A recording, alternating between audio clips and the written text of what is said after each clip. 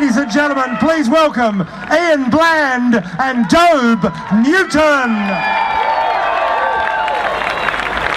G'day folks. I'm the token seniors card holder because you're never too old, are you? Now, I'm like a lot of those other unfortunate people. I grew up in Sydney, but I knew that Melbourne was the live music mecca. We used to catch the train down when we were at high school, never pack any warm clothes, go to the catcher up the road, stagger home to Brunswick in the freezing winds, but it didn't matter because our hearts were warmed by the live music we saw then. Now, in 1973, I had the sense to move to Melbourne. Next year, the band I play in and still do will celebrate its 40th anniversary. I'm not sure if that's to cheer. But the thing to say is that without the live venues in this town, some of you might remember the Dan O'Connell and the Polaris Inn. And to tell you how important they were, we got invited to go to Europe, and the publican of the Dan O'Connell lent us the money to go so that we could pay it off by paying him when we got back. Today, a lot of people have talked about the community, and I want to talk about you folks in Melbourne. Who's here from the bush, from the country? Anybody? Okay.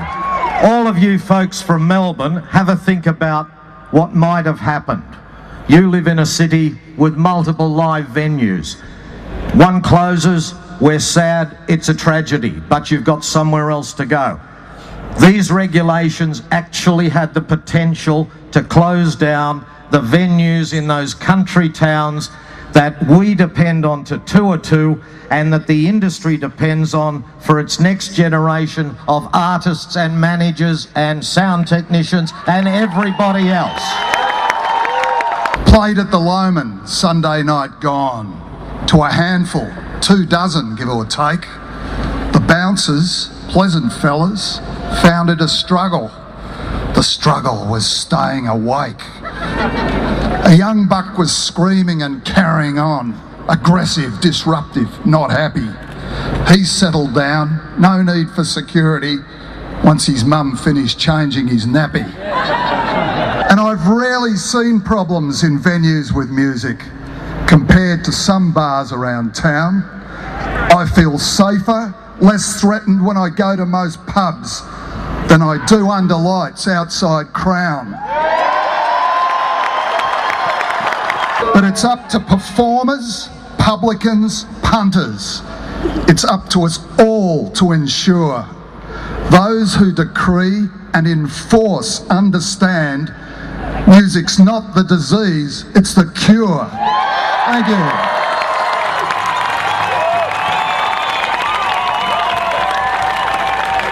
I started at the Rosebud pub on a Saturday night, playing in the bar, and then we got 2 gigs, man. We moved to the Pier Hotel in Frankston on Friday nights.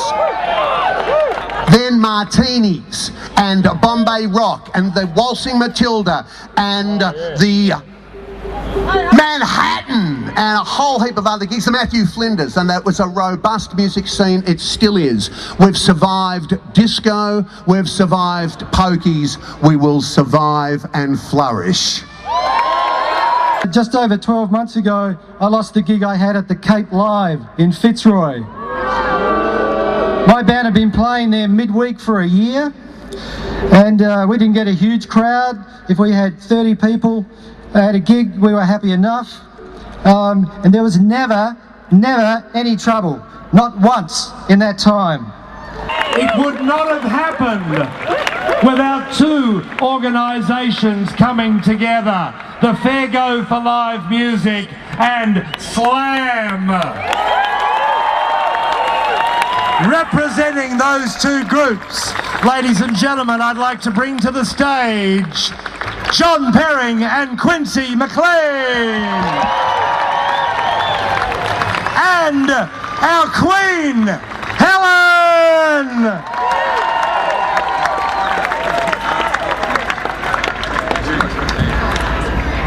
How bloody good is this?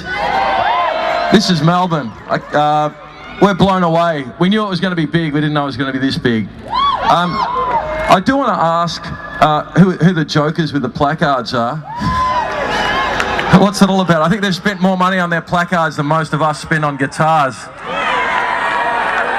These guys up here. I don't think I've ever seen them at the tote. First thing I want to say is I'm completely shitting myself, okay? And I'm a little bit emotional because it's amazing.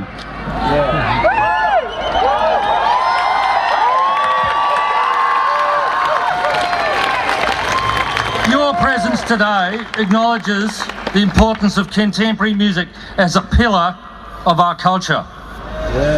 Recognition that it really is long overdue, and your presence here today is proof of that.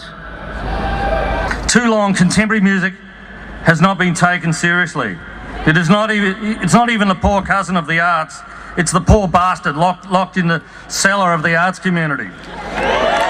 Hopefully today we demonstrate that these things will change and contemporary music will hold the same status as other arts forms such as film and opera and visual arts.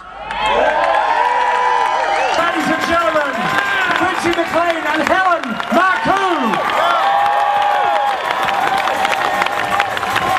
All right, so you've got to look after each other. You've got to look after music in this town. We thank Bruce Milne. We thank everyone. We recognise the tote. We recognise each other. Thank you for coming.